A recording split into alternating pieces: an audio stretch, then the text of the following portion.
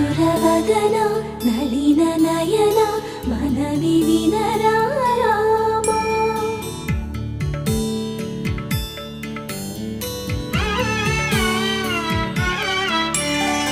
రామ చక్కని సీతకి అరచేత గోరింట ఇంత చక్కని చుక్కకి ఇంకెవరు మొగుడంట. రామ చక్కని సీతకి